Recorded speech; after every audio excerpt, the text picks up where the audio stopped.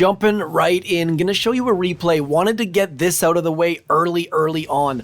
Both mortars and flotsams have a blind spot, and even if you don't have flares, you can use those flags to get your troops into them, digging on in, sending them both sides, trying to exploit the weakness. On the left-hand side, we get the flotsam.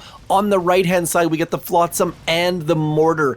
Without flares, it's an easy way to deal with those buildings that are causing so much frustration for players. Now, obviously, you gotta have code zmoT in your shop for that to work, and their flotsams have to be placed less than optimally. But it's amazing how many players have those flotsams all the way at shore.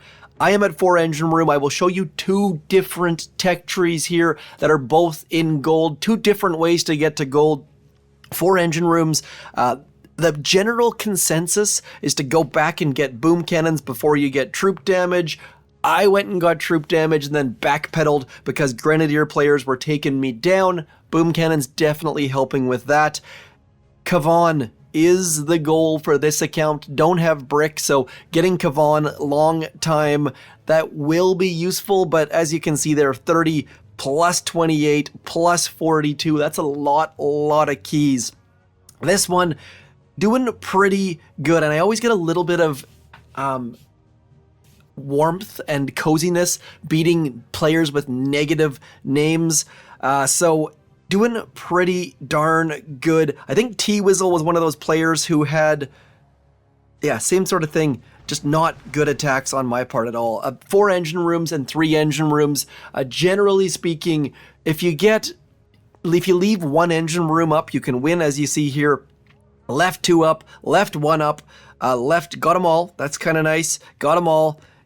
Left 1 up, left 2 up. That is just a terrible attack by me and an even worse attack by someone who's saying someone else sucks. Kind of funny there. 257, very fast.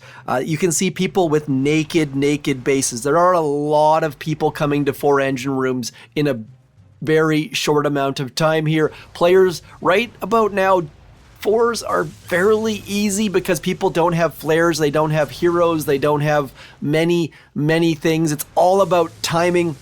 My timing on that bottom set of rifles a little bit slow, which cost me a little bit of time, but overall just dropping troops. No flares means you really have to pay a lot of attention to when you drop things, and players with flares, I'll show you how I got beat by, or tied with BJG.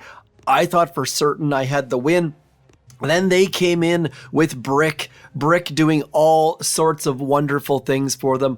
Cluster Grenade, as I showed you a couple days ago, a great way to do it. Warriors hitting shock mines, skipping that final smoke simply because they're low on GBE, and then same thing, trying to get, like, it's amazing the fact that they've managed to get through that troop health really helping them, and then smoking warriors onto that final engine room, bombing it out as Brick does that final end game run. Couple smokes, and then all of the cluster grenade. And I love the fact that we can see that they had 100% troop damage. That really is nice. I love seeing those stats on warships.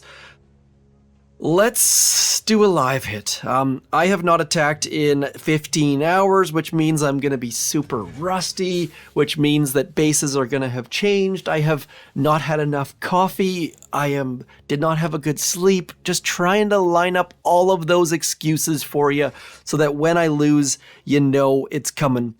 Now, you have seen many, I don't know if you guys have seen these or not, but people are moving to the clump 4s, and without Brick, this is going to be difficult. I told you those players were coming to 4 with all of the defenses. Things definitely getting more difficult. Now, we could go on this left ramp and get 2 engine rooms for sure. I just don't know if that's going to be enough. That machine gun is going to draw our troops in. That's going to be difficult. Because I'm going to go left. I don't think left is the answer. I know we can go right if you have Brick. Just not having Brick worries me a lot. So we're going to drop you there. We're going to get these troops going. And then once that middle machine gun's gone, I'm going to send some troops towards that back section. Is this going to be perfect?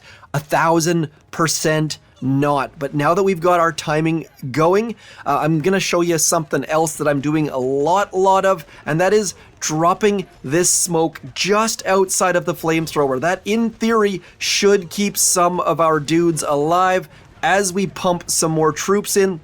You see right there, that flamethrower did not eat up our riflemen, which was very useful, because right about now we're about to get into range of that mortar and cannon, and here's the problem. I have already caused myself too many problems by dropping that middle set of riflemen instead of waiting, and this is where using your smoke is super handy. We're gonna get those riflemen to distract that mortar, and then our Zookas can do all sorts of good stuff, either removing that mortar or getting onto that engine room. Either way doesn't really matter, because at least we managed to get that last engine room. Again, using our smoke to keep our Zookas alive. Probably, maybe, shouldn't have done that, because our, what are those guys called? Riflemen are now gonzo, but you see, we're getting some extra percentages, and that might just pull us into the win. It's gonna be tough sledding here, but you see what I mean about as far as using those smokes wisely, dropping your troops at a good time, and then retreating as quickly as you possibly can. And the reason I say that is because I've seen multiple people with screens like this, where you win, and the only reason is because you've retreated faster than them. I also wisely heard it being said as you failed faster than them, or you fizzled faster than them. We picked up the win. You don't have to be perfect. This season is big time about the fizzle meta, and if you see your opponent just leaving that one Zooka to do a tiny little bit less damage, and you feel like they're wasting your time, that is not their doing. That is fully the meta, so give people the benefit of the doubt this season. It is crazy. It is not ideal, but everyone's out there doing their best, and it is crazy. We should be able to get all the engine rooms here. Just a matter of figuring out which way to go. I am going to go fully from this left-hand ramp. That way we don't have to deal with that machine gun. Should be doable. And again, just using things wisely. We're going to get this here and this here. We're going to send you out there. We're going to send you over there. And then again, just getting these smokes at a decent spot, trying our darndest to keep some of those riflemen alive. That smoke is fairly tough to pull off, but we can get it bit by stinking little bit. Need to back it off just a touch.